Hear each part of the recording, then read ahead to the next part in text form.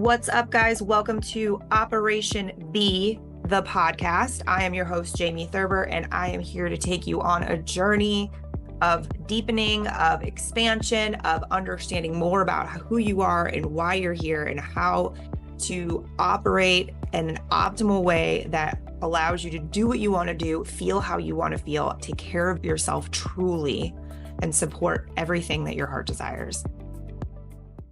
What's up, guys? Welcome back to the podcast. This is Jamie, your host here at Operation B. Wherever you are, I hope you're having a beautiful day. Today, we're going to dive right into a complex topic that comes up often. And what I mean by that is it's just more common, unfortunately, than we realize it is. And it is, you hear lots of things around parents, meaning our parents fucked us up, or our parents did this to us, or I have daddy issues, or there's just a bajillion excuses that people will use. And most of the time it's like they're laughing off trauma or laughing off something that they're not or have not put time into changing or healing. Meaning, here's the deal. As you guys know, with me, I believe in being a good human being. I also believe that when you're a grown up, you have to take self-responsibility for the way that you interact with other humans and through the whole world, whether that means it's at work or your personal relationships or just the stranger you see at the gas station. I believe that if we all took more self-responsibility for our actions and our words, that the world would be quite a better place. Unfortunately, this isn't really taught as much as it needs to be. I think a lot of the conversation is had around just a lot of excuses being made, right? Like a lot of excuses constantly. The blame game is always happening as to why I'm this way, or I'm like this because I have ADHD, or I'm like this because my mom and dad were not there when I was a child. I'm like this because I got traumatized in a car accident. Like, in some of these are all very legit things. Let's be real. Very, very legit things. When you are an adult human, it is now your responsibility to do something about said things. You are either choosing or you're changing. That was a big, powerful thing that I learned many moons ago, back in my get shit done phase of life. But it is what you're not changing, you're choosing. Let that sink in for a minute. What you're not changing, you're choosing. Okay? So the things that are going on in your world that you don't like, you got to ask yourself, what can I do about this? Because what I'm not changing, I'm choosing. Right? That's a big piece of responsibility. And that's why most people avoid it, because it's scary. It puts the pressure, or not the pressure, but the job on your plate, when in reality it is on your plate. So I was talking with a client, I don't know when it was, but anyways, a while back, and we were talking about therapy and adjustments and the reason people are the way they are. And I remember I've always had this gift of being able to see things from a higher viewpoint. When I say that, I mean, I'm looking at it from above, and I can make a lot of sense out of why people act the way they act or react the way they did, or, I can understand really well why things occurred or unfolded the way that it did. Some say that's like a Libra thing. I don't know. I feel like it's like my superpower, but because of that, at a younger age, that meant I let everybody get away with everything. I let men treat me really poorly and didn't think anything of it. I let bosses treat me very poorly. I let family members treat me very poorly. I think the family members thing, honestly, was even still happening up until like the last year. But I did that because I could understand and see so clearly why their behavior was the way that it was. And so that justified it to me. So part of the conversation is talking about where these things come from, right? Or identifying that these things are a part of what we're doing, or it happened because of XYZ thing. And this is the reason I am the way that I am. But when you recognize that what you're not changing, you're choosing, it's no longer a blame game, right? It's no longer, well, my mom did this to me, or my dad did that to me, or my brother did this, or my boss did this. I've always been so good at looking at the big picture and understanding very clearly why everybody in the situation behaved and reacted the way that they did. Like, I could see why, and I would feel empathy for them. And it allowed me to allow them to walk all over me, really. But what ended up happening was, so many instances in every aspect of my life, I let people get away with things they never should have because I understood why they were acting that way. I can think about that to the beginning of me liking boys. I can think about that to the beginning of my work experiences, even at 16 or 13 when I was babysitting, or any of those things. I can think about that in my family with certain extended family members and things like that. Just because you understand why someone acted the way they acted doesn't mean that you have to make an excuse for it. And that also has to be the rule for you, for yourself, friends. So if you have these personality traits or responsive patterns or whatever they are as a result of the way you were raised, or as a result of your previous marriage, or as a result of an abusive relationship, that sucks. And even if you did not plant the seeds, you now have to still tend the garden. It's your job to tend the garden.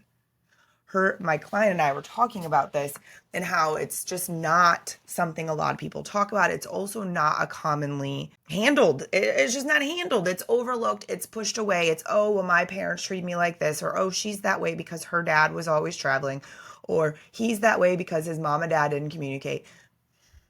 Like, okay.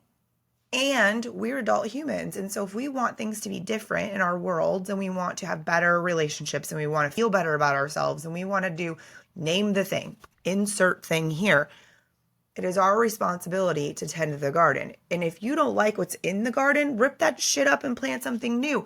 But no one else is going to do it for you but you. That's really the way that it goes. So often, this is the conversation that's missed. This is the thing that no one wants to say to you. Gosh, if I had $1 for every time I had to be in the situation where I'm saying the thing to people that everybody else is freaking avoiding, I'd be a millionaire. But if that's part of the reason why I'm here, then that's part of the reason why I'm here. So how do we do this? What do we do? I think a lot of it is recognizing where you're placing blame and making excuses, and just accepting that this is just the way that I am, and especially if there are things that are harming you, or things that make you feel down, or things that make you feel not great. Like, those are the things that I want you to get used to, taking stock of those things and then asking yourself, if I don't like insert thing you say about yourself, if I don't like that, what can I do about it? What can I do about it? And that's the crazy piece. You can. Most of it you can do something about. Even if it's a medical diagnosis that you can't get rid of, that's uncurable, you can do something about the way you're handling it, the way you're navigating it, the way you're treating it, the way you're talking about it, the way you're living with it. Like, we do have so much more control than we realize. But the thing is that looking inward, as we talk about a lot, is much more complicated and scary, and not what we're taught to do. We're taught to scour the internet, to ask every doctor we know, to ask every professional we know how to handle XYZ problem. We consult the tarot cards, we read the horoscopes, we call a psychic, we talk to every girl we've ever met in our entire lives, hoping that she's going to tell us something that makes us feel good about it. This is what we do instead. You know how much time and effort and heartache could be prevented if you just learned that when there's one of these things, you need to slow your fucking roll, look inward, and be honest with yourself. And sometimes that takes a while, and it looks at self-reflection, and it looks at analyzing it and being observant. But you have to want things to be different. It's those patterns that I just described that keep people stuck. It keeps people bitter. It keeps people unhappy. It keeps people name the thing they don't like about themselves. And that's how it goes. And like, that's the piece of the puzzle where if we could just for a moment stop to realize what we really do have control over and what we don't, anxiety would go down, worry would decrease, sleep would improve, appetites would improve, physical health would improve because we'd have more time to focus on exercise and stretching and yoga and all the things. Here's the deal. I am not perfect at this. I'm not saying that I'm perfect at this, but I am saying that this is something that if you're wanting to figure out where to put your attention, this is it. This is where we put our attention.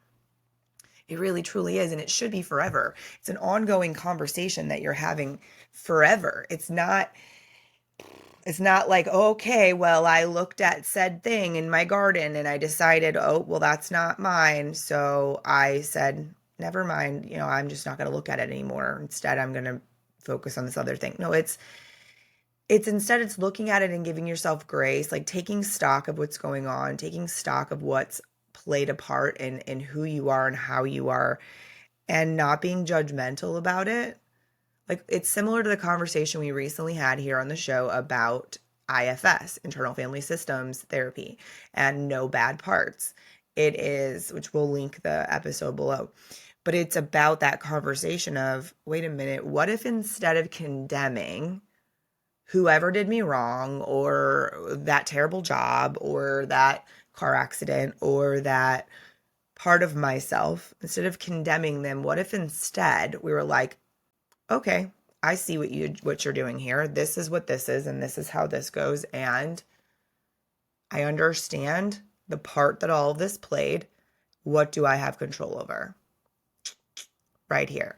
Right now in the world, I'm not going to go deep into the weeds on this, but right now in the world, a lot of people are realizing how little control they have over the narrative of the nation or the world, right? And here's a quote that I've said a million times, and I'll say it again, and it is, change happens and starts around the dinner table. What I mean by that is, no matter what your belief system is, I don't care, and we're not going to go there, but I believe that whatever thing you're desiring in the masses, whatever thing you wish was different in the masses, you need to embody that and live it every single day. It comes back to integrity. It comes back to your own self-belief. It comes back to being true to yourself and being a real, honest, good human being, okay? Because the things that we can control are how we interact, how we contribute, how we behave. That's what we can control. So this whole conversation of self-responsibility about things that have happened to us in the past that may have molded our current situation also apply to taking self-responsibility in the culture, in your neighborhood, in your family, in your business, in your anything. If you take responsibility for how you want to show up, what you think is important, that's the ripple effect that makes big change. That's the ripple effect that causes influence in a positive or negative, but we want to do it on a positive way, in other people. That's the way you change the world. It starts here. It always will. It always will. If you believe a certain thing very strongly and you decided instead of being mad about it or whatever, you chose to live by it, embody it, be an example of it, think about the change that can create. Also, think about the weight that lifts off of your own shoulders, because we're no longer blaming anyone else for anything. It's a lot of wasted time and energy on blaming other people for things. A lot of wasted time and energy. Very unnecessary. And that's the thing that makes me the most sad. Honestly, it's the thing that irritates me the most. When you see me these days, and it's kind of always been that way, but I have become so wildly protective of my energy that when a situation arises where I see that my time was wasted, I have a visceral response to that.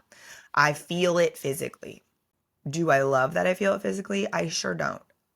And what I know of that cue, as we may call it, or that piece of information my body's giving me, we need to do less of that.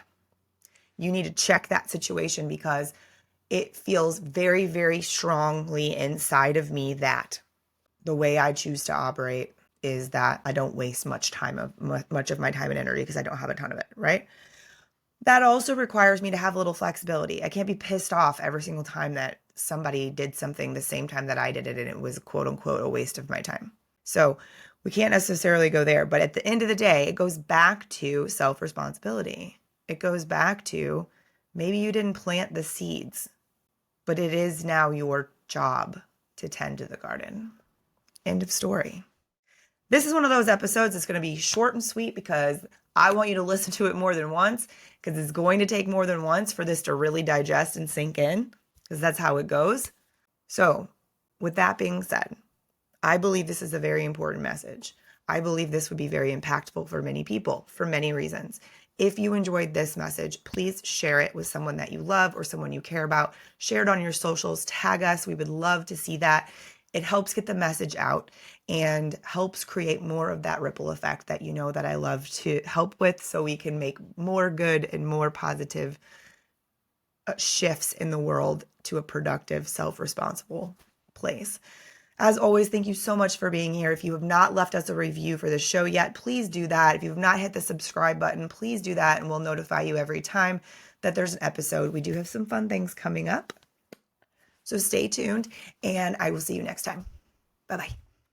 Thank you for listening to Operation B, the podcast. To support this message and to support the show, please make sure that you like, follow, and share the podcast wherever you enjoy listening. And be sure to leave us a review on iTunes. Thank you for being here, and see you next time.